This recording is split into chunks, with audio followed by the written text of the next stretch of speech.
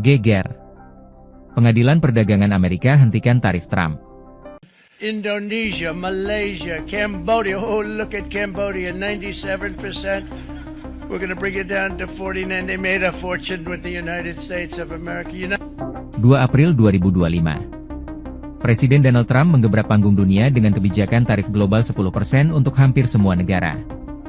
Hari pembebasan, katanya. Langkah yang disebutnya sebagai penyelamat industri AS, tapi di balik retorika, kekacauan mengintai, pasar saham kolaps, importir kecil merintih, dan negara-negara saingan menyiapkan balasan. 28 Mei 2025. 3 hakim dari Pengadilan Perdagangan AS, 1 diangkat Trump, 1 Obama, 1 Reagan, mengeluarkan keputusan seismik, tarif Trump melampaui kewenangan konstitusional. Hakim menegaskan, konstitusi memberi Kongres, bukan Presiden, kendali atas perdagangan internasional.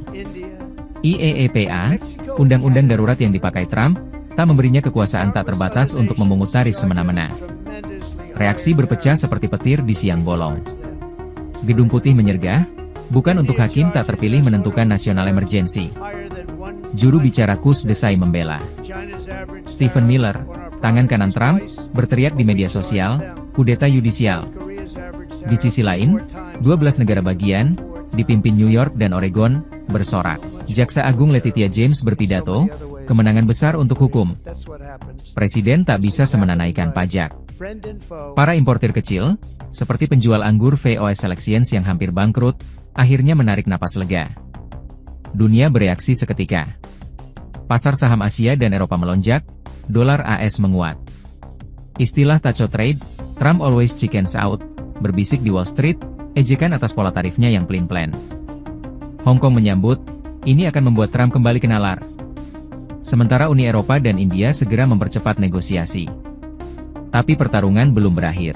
Tim Trump mengajukan banding dalam hitungan menit, menuju pengadilan federal di DC, dan mungkin berujung di Mahkamah Agung.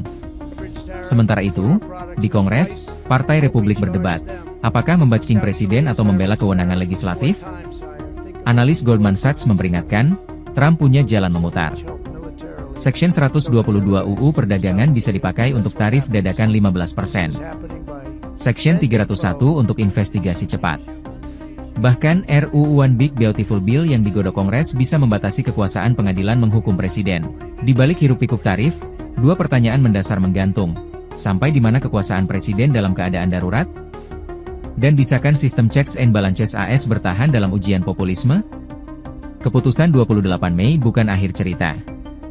Ia adalah babak baru dalam perang konstitusi yang akan menentukan wajah demokrasi Amerika. Ikuti terus informasi-informasi terkini lainnya di SIP News Network.